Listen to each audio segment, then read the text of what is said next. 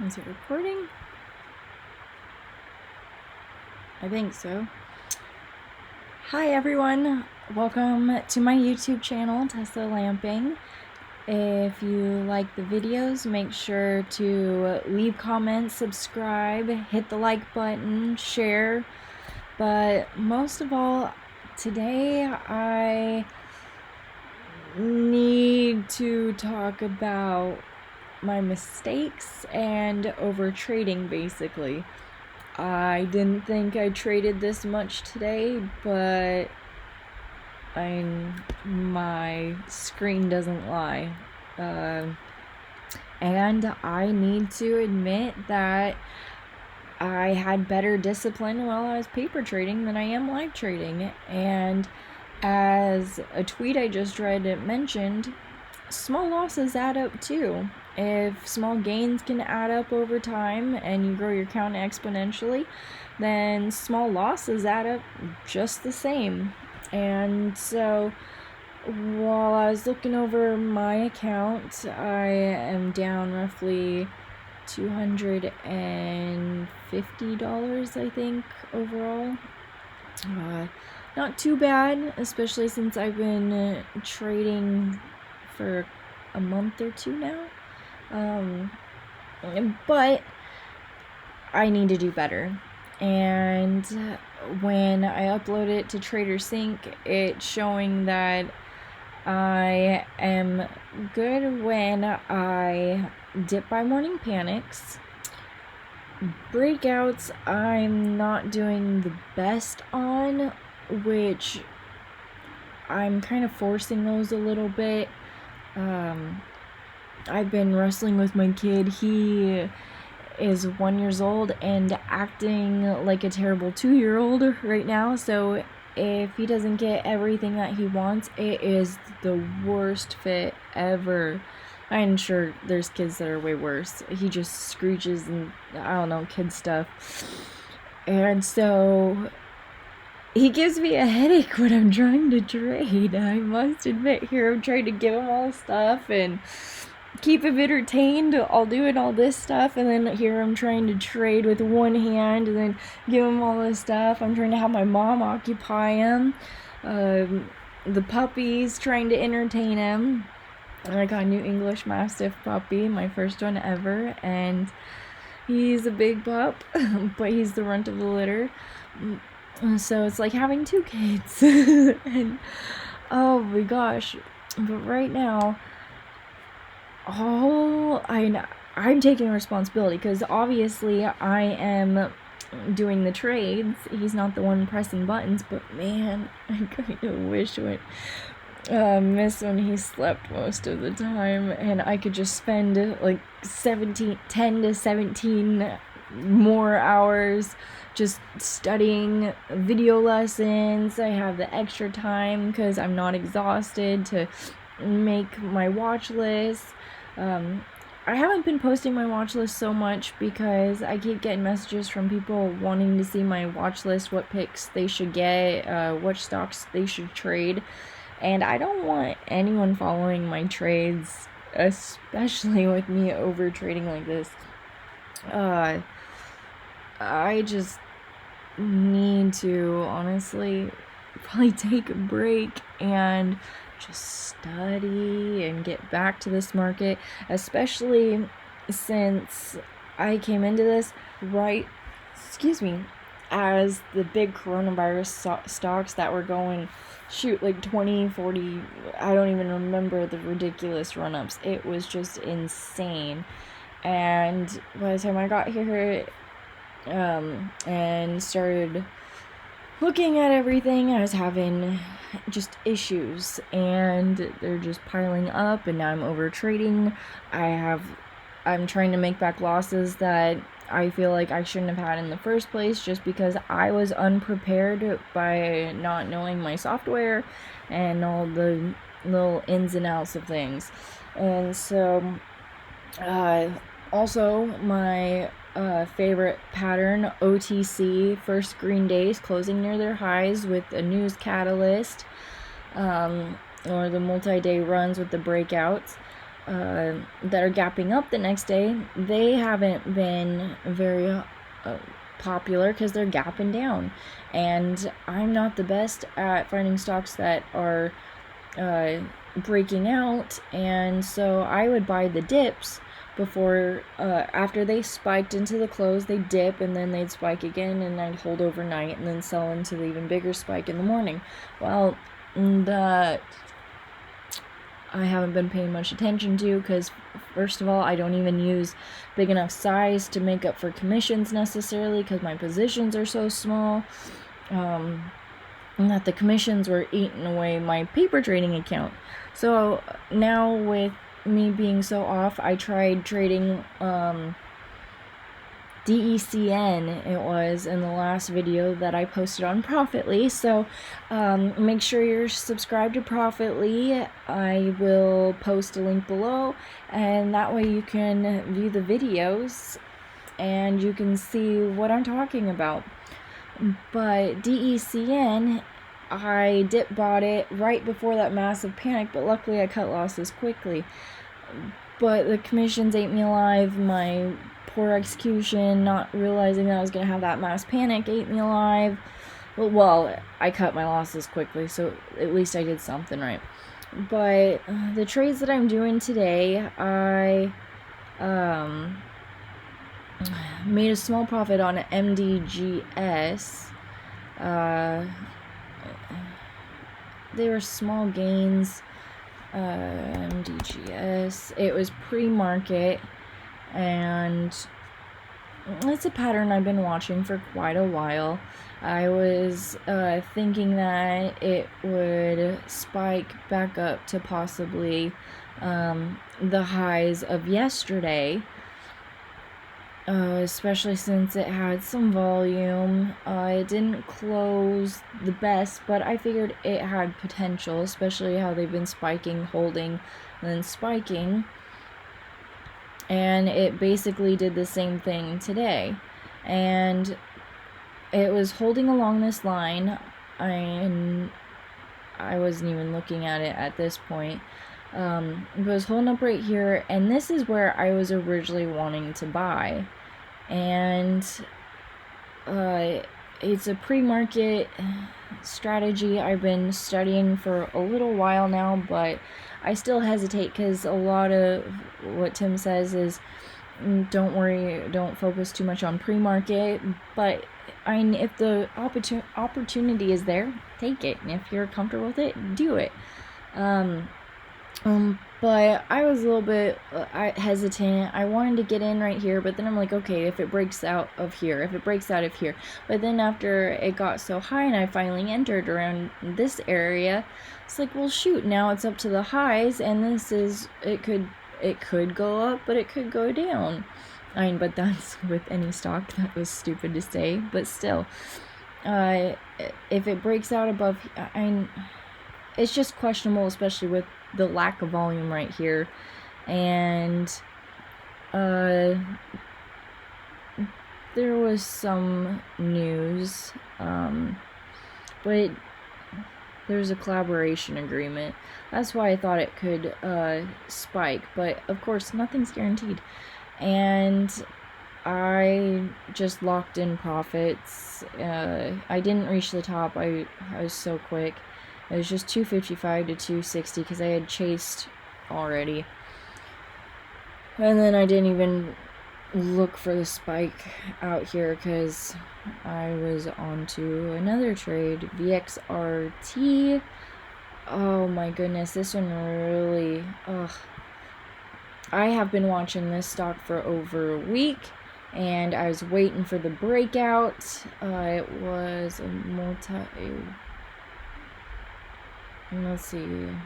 multi-month breakout, and I've been watching it around here, and I was ready for it to break out, been just waiting, and it was so quick.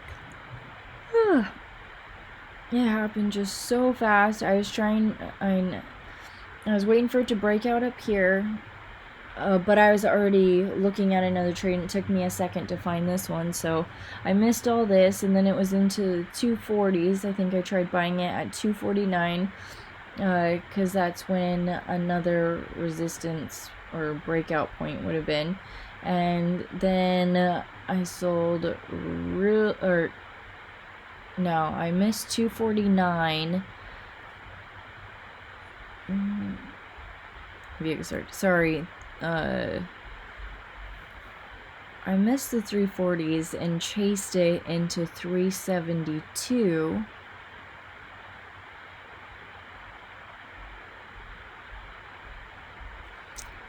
Oh, I really overtraded it. So I bought at 372.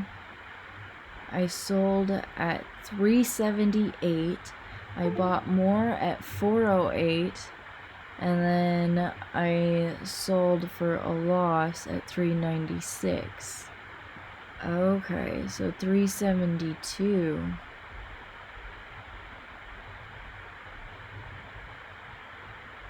Oh wow. I didn't even realize I did that. I missed it so much right here. I bought right here. And then sold it in the fours. And then I bought again at, no way.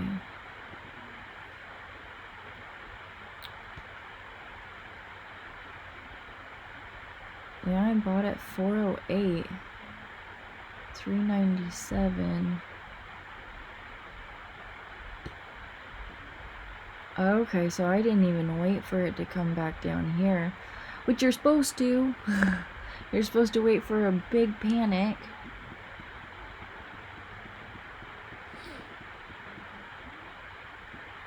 And closer in, I've been looking for, wow, I can't believe I really did buy at the top. So this is what not to do, is buy the tops. Wait for the big drop. Even if you feel like you missed everything, just wait. It's better than losing. Let it run without you, because it should pull back eventually. So the other thoughts of mine were, oh, this is a big panel, a red panic candle. It dropped right here. I'll buy the dip.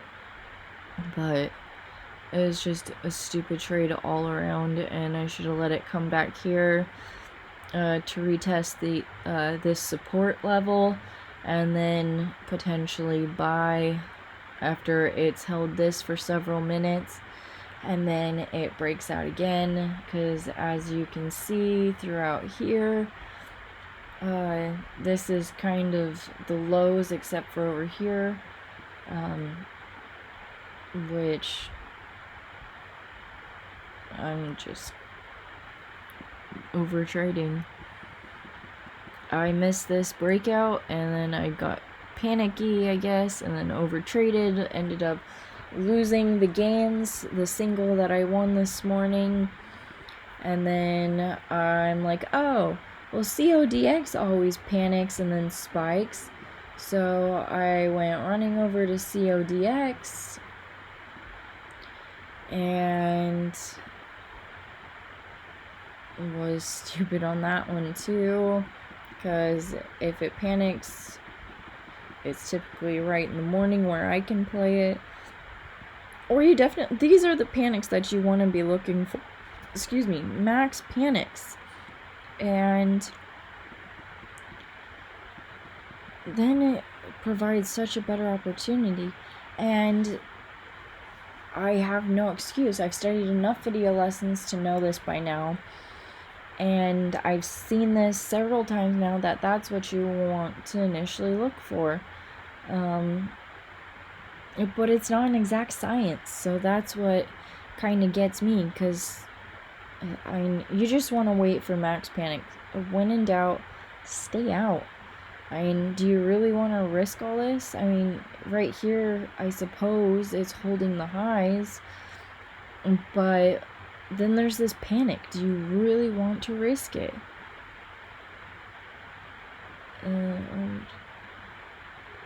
expansion news.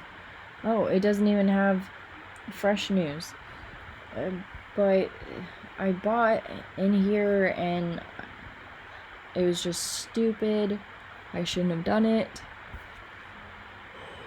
And then SSI was just really quick. 73, 75, it kept spiking, so I bought at 79, I sold at 77 for another loss. Didn't want to admit that I was wrong, so I bought 78 and then sold at 73. And all this time, let's see, this is more in the afternoon now. This is when my kid was just getting really fussy. Yeah, all this time I was fighting with him to take a nap. He was just screaming. I already gave him breakfast. He was full and he didn't want to sleep. He wanted to be downstairs, but my parents were putting in new lights in the house. Oh, power came on at the end of class. That's why I'm in my room. I'm doing this, but it was just really frustrating. And so finally I just said screw it. I took him downstairs, I'm like, here Grandma, it's your turn. I don't know how to make him happy today. And so she got him playing around. He just wanted to watch them do work and putting in the lights. And he is a happy camper. And so I traded some more. Where I started having a little bit of profits, make back my losses. And then Mom brought him back in so I could lay him down for a nap after he got all tired out and had lunch, and then he was happy and ready for a nap. And by then I just had a headache and just started studying more video lessons. But what is making me trade all these big mistakes?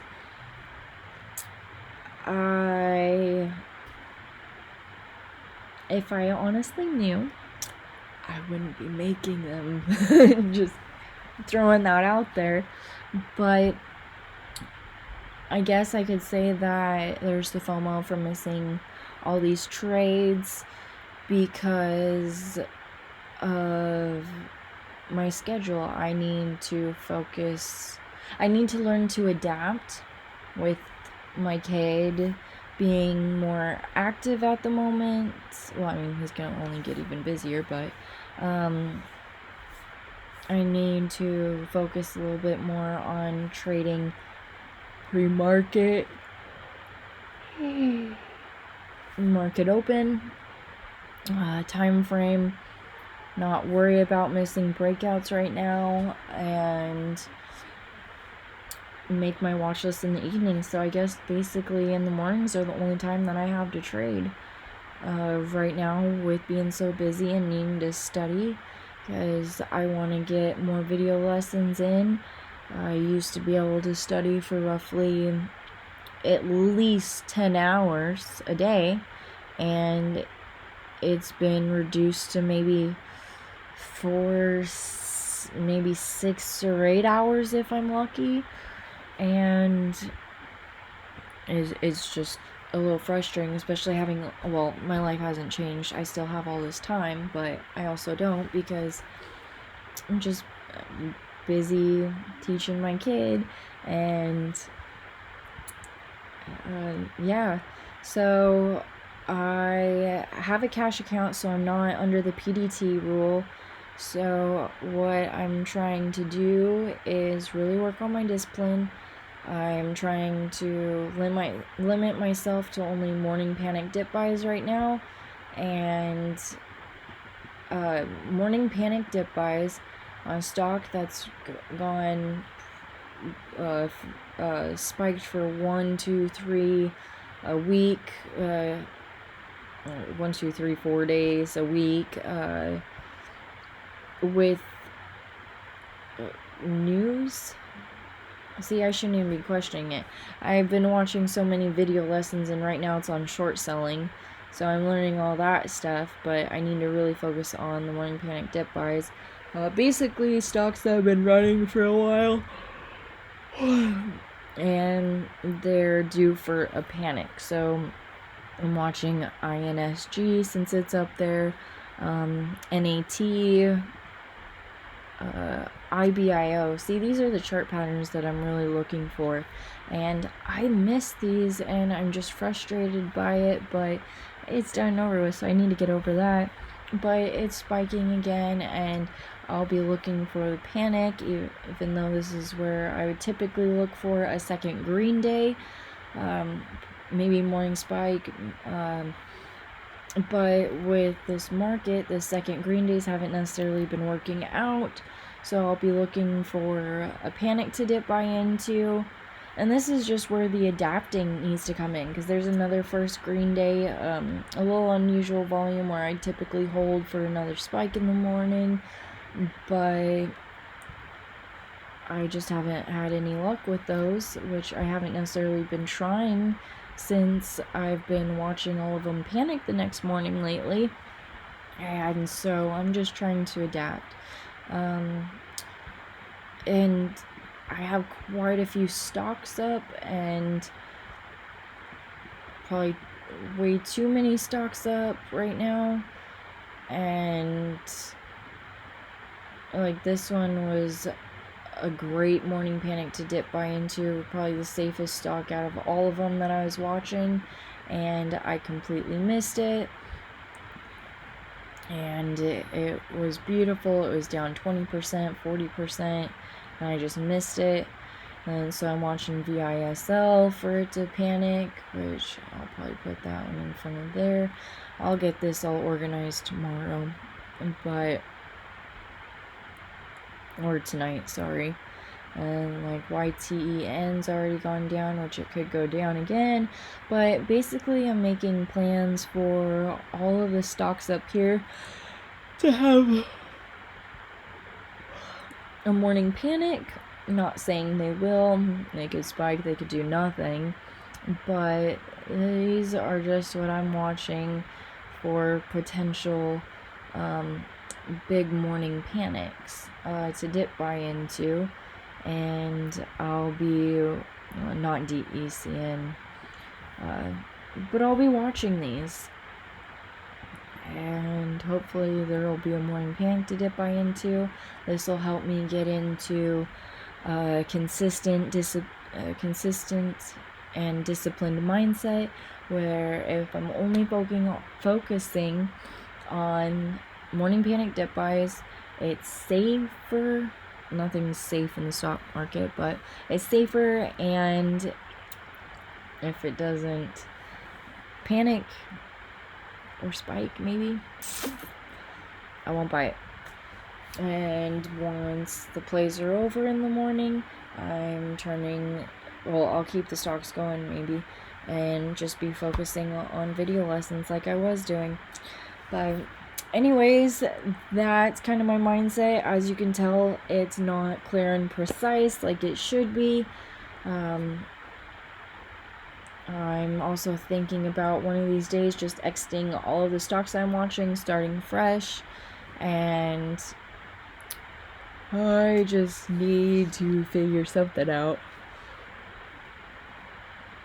I apologize. But yeah, welcome to A Parent's Life Trading. So, sorry this wasn't the most technical video. Make sure to hit the like button, subscribe. I'll put the link to Profitly so you can watch my other videos. Make sure to follow me on social media, and I hope you have a great night, everyone. Thanks again for watching.